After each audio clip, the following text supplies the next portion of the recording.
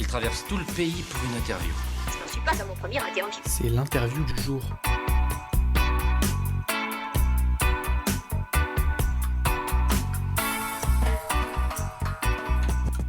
Nous accueillons aujourd'hui au micro la présidente du festival Orgue Musique et Sim, Michèle Van Gerichten, venue spécialement pour nous de Fain-Haut. Du 30 juillet au 15 août 2023, la 14e édition du festival débute ce dimanche. C'est un rendez-vous annuel. Le festival Orgue Musique et Sim vous donne rendez-vous à Martigny, Fain-Haut, Salvan, Trien, Vernaya, Valorcine ou encore à Saint-Maurice. Au programme, des concerts, ateliers musique et ciné-concerts. Et nous allons discuter plus amplement de ce qui se passera et de pourquoi ce festival existe. Merci d'être au micro de Globule Radio et de la Radio des Ours. Merci à vous pour votre invitation. Alors déjà, qu'est-ce qui vous a donné envie de penser ce festival ? Parce que ça fait maintenant 14 ans que vous en êtes la présidente.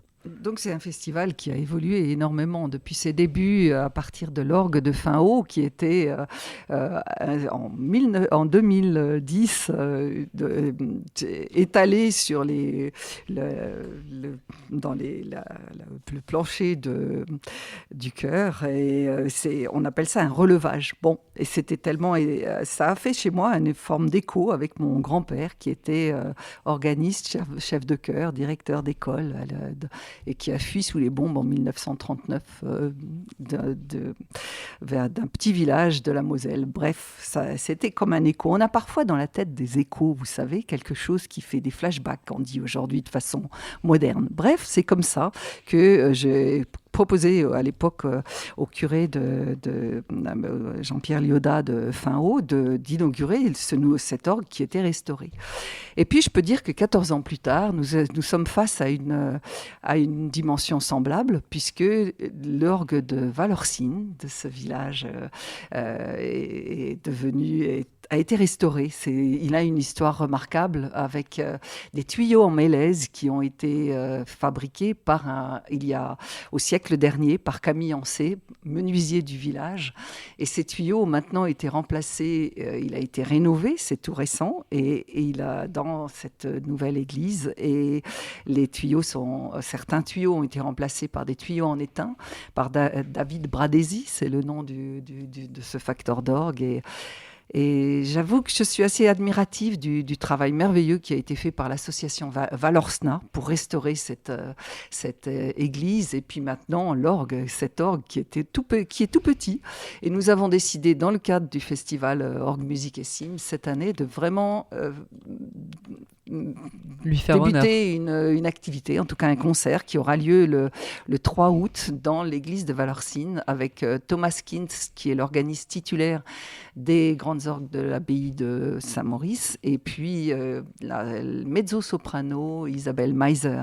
Ça sera un récital qui vaut vraiment la peine. Venez donc, c'est à écouter et à voir, parce que à la fois cette église et cet orgue sont des joyaux. On ne peut pas parler de bijoux quand il s'agit d'une église, mais on peut dire un joyau pour l'église et un trésor avec cet orgue. C'est un cadeau aussi de faire perdurer. Alice, d'ailleurs, notre reporter et journaliste, est allée rencontrer justement le facteur d'orgue. David Bradesi. Oui, nous faire découvrir aussi ce métier. Nous expliquer qu'il n'y avait qu'une seule école en France pour se former. C'est vraiment aussi un honneur. Et à Argentière aussi, il y avait d'autres concerts en juillet pour les orgues. Est-ce que c'est spécifique à cet endroit, tous ces festivals ? Parce qu'en France, je vois qu'il y a des gens qui viennent de partout en France, autant des musiciens que du public pour ces événements. Je ne sais pas si c'est aussi répandu, parce que là, il y a quand même plusieurs événements autour de l'orgue. Est-ce que c'est spécifique à ce paysage ? Il y a beaucoup de petites orgues, c'est aussi ça qui sera un exploit, je dirais, parce que Thomas Kintz, qui était l'organiste même titulaire de la cathédrale de Strasbourg, avec 4 claviers, des grandes orgues, va venir sur cet orgue où il faut voir le clavier. C'est 2 octaves et demie, peut-être 3, je ne sais pas, il faut que je retourne voir, mais c'est extraordinaire de pouvoir créer aussi une belle musique à travers avec un petit instrument. Ce sont un peu des magiciens, les organistes. Ils sont capables de s'adapter. Un piano, c'est toujours la même chose. On a le même nombre d'octaves, mais pour un organiste, il faut aller... on va depuis des claviers multiples à un tout petit clavier comme celui de... Ce sera une curiosité, même si vous ne connaissez pas l'orgue, venez écouter ce concert. C'est justement ce que je voulais vous demander, parce que le festival Orgue Musique et Sim, même dans son programme, avec des ciné-concerts, des ateliers et tous ces concerts à venir, en fait, il y a quelque chose qui peut donner l'impression qu'on a besoin d'être initié.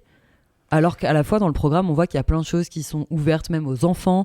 Donc quel public vient plutôt ? J'imagine que ça a évolué aussi au fil des années. Oui, tout à fait. Nous avons cherché ça s'est fait de façon naturelle, avec des désirs, des envies. Et d'une académie d'orgue, nous avons sollicité d'autres formations. Donc en fait, aujourd'hui, 14 ans plus tard, le festival comprend 4 volets d'activités. Le premier, c'est des concerts. Le deuxième, ce sont des ateliers de formation. Nous aurons 60 stagiaires cette année pour des ateliers de clarinette, corps des Alpes, musique du monde pour les enfants,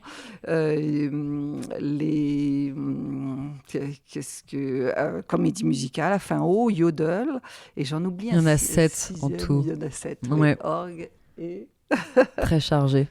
Oui, c'est ça, j'avais noté cela aussi, donc il doit m'en manquer un également.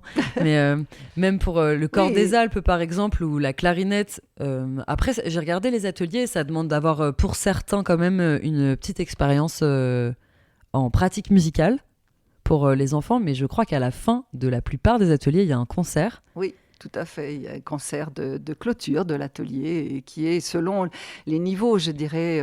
Chaque année, on a parfois des formations pour des débutants. Ça va être pour le corps des Alpes, c'est le cas cette année, puisque c'est la première année que nous montons cet atelier corps des Alpes. Que dire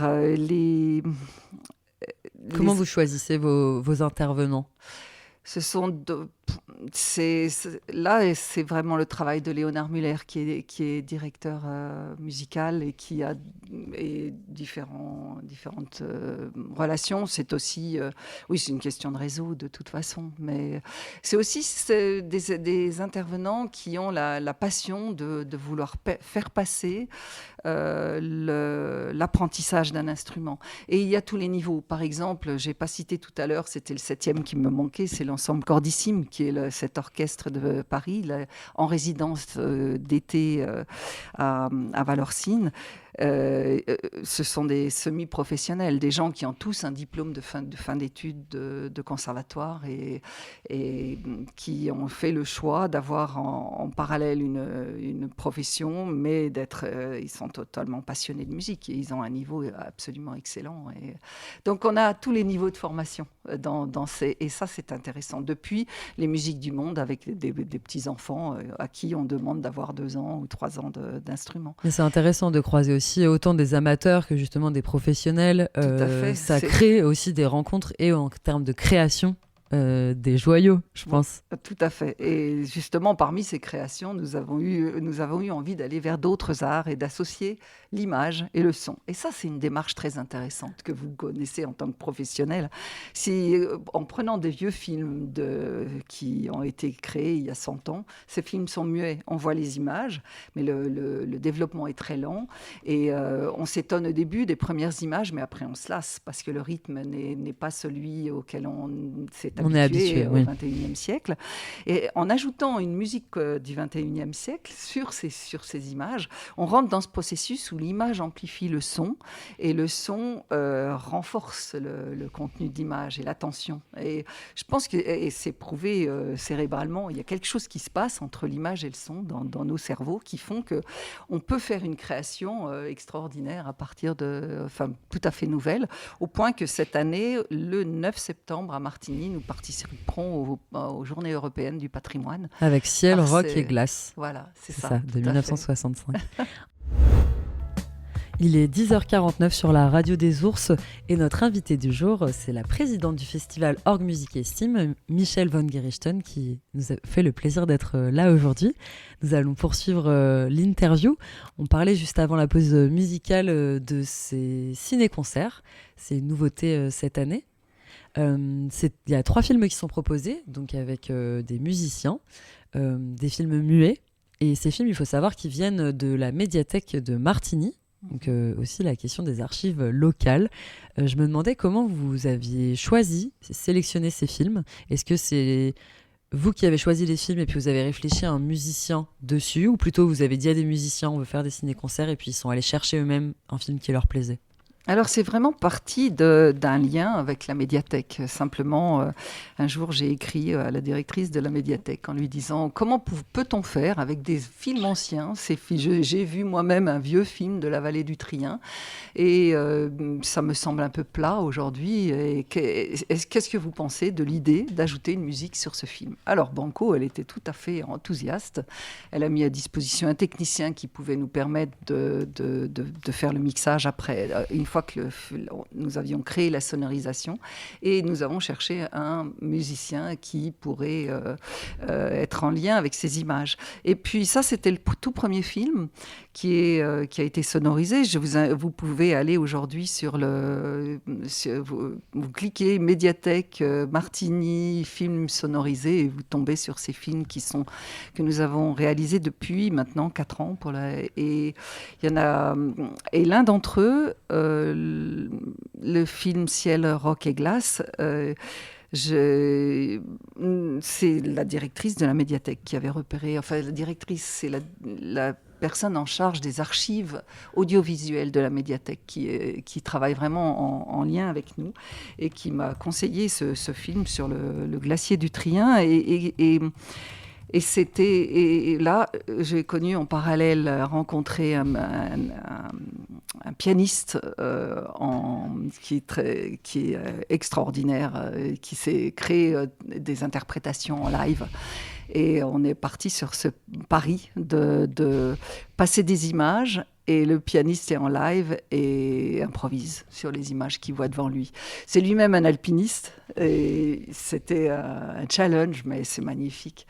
Et ça a été, après, si vous voulez, il improvise en live. Il a fait en parallèle un travail de sonorisation en studio pour enregistrer ce son. Après, ça a été mixé par la médiathèque. C'est un travail d'équipe qui est tout à fait intéressant, qui associe l'image et le son, et c'était vraiment notre désir initial. Et ça a été à ce point-là reconnu et apprécié, puisque le 9 septembre, lors de la journée européenne du patrimoine à Martigny, ce film, Lucas Bucklin, ce pianiste hors pair, va de nouveau interpréter en live ce film. Et c'est très étonnant parce que, quand même, il faut dire un mot, le thème de cette journée journée européenne du patrimoine est le réemploi. Le réemploi. Et ça a été aussi l'idée d'une personne de la médiathèque de Martigny qui dit mais réemploi, oui, on réemploie nos films avec ça. C'est une renaissance, et ça pose finalement cette question de la création, la création d'aujourd'hui, mais comment se place-t-elle par rapport à la création d'autrefois? Et comment la création d'autrefois appartient aujourd'hui au patrimoine, mais comment nous, êtres humains du 21e siècle, pouvons nous situer par rapport à cette création? Mais on a envie de quelque chose de vivant, et dans le domaine du cinéma, qui associe l'image et le son, il y a là un champ d'exploration magnifique et très intéressant. Et puis même en termes d'image, les films des années 30, c'est quand même un grain particulier qui serait dommage de ne pas voir. Ouais. Et après, le film muet, c'est vrai que c'est quand même un exercice de visionnage. Déjà qu'on est habitué à ce qui va vite. Alors, les films déjà assez contemplatifs, même avec quelques mots, ça peut être complexe pour certains. Oui. Mais là, avec la musique et en plus en live, autant des enfants que des personnes de tous les âges, en fait, ça donne vraiment corps à l'image. Et c'est une découverte, c'est une exploration avec le public. Et cette année, le 2 août, nous aurons en live un ciné-concert à Martigny, le 2 août au Temple de Martigny, avec yodel, piano et Chor des Alpes. Et savez-vous qui est le corniste ? On dit un corniste pour le Chor des Alpes, Oui. qui va interpréter aussi en live, donc sur des images de Zermatt et les débuts du ski. Et ce corniste, Christophe Sturzenegger, a été le premier corniste à souffler du Chor des Alpes en haut du Cervin.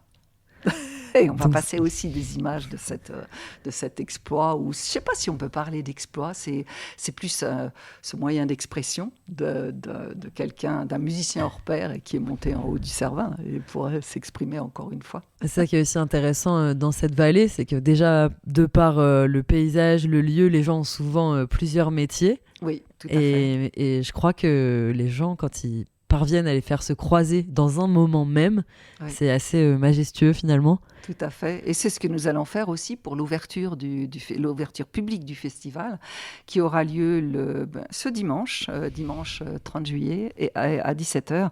Ça se passera dans l'usine hydroélectrique de Châtelard-Frontière, juste sous le vertical, sous le funiculaire. Et ça va être un cocktail extraordinaire. Le spectacle s'appelle l'Ode des sons et des mots. De nouveau, on fait des associations entre l'écriture, la musique, et avec des acteurs qui ont eux-mêmes travaillé vers le barrage de Barberine et ses forces électromotrices. Ça va être un cocktail assez dingue, avec aussi du Chor des Alpes dans cette usine. Tout ça sera en écho à tous ces hommes qui ont œuvré pour développer l'or bleu et bien sûr, l'or bleu et son usage. Et puis même à la fois de permettre à ces personnes qui ont travaillé dans cet endroit de faire vivre le lieu autrement. Oui, c'est pas la même chose que de faire intervenir juste des personnes extérieures dans ce lieu. Enfin, là, il y a vraiment quelque chose de transversal. Donc on le rappelle, ce dimanche 30 juillet à 17h, c'est le spectacle L'Ode des sons et des mots, théâtre, poésie et musique, dans le lieu historique de l'usine hydroélectrique de Châtelard-Frontière. Châtelard Village. Village, pardon. Oui, il y a 2 Châtelards. Oui, de Châtelard Village, pour l'ouverture du festival. Et je vous encourage à aller passer la journée sur le vertical vers Émosson, et en redescendant à 16h, vous pourrez même boire un petit fendant valaisan, et en attendant ce spectacle qui a lieu à 17h. Merci d'être venu au micro de la Radio des Ours. Je rappelle à nos auditeurs et auditrices, donc le festival Orgue Musique et Sim se déroule du 30 juillet au 15 août 2023, et c'est sa 14e édition déjà. Et nous étions avec Michèle Von Gerichten, présidente de ce festival depuis ses débuts. C'est le moment de marquer une pause musicale et de revenir juste après.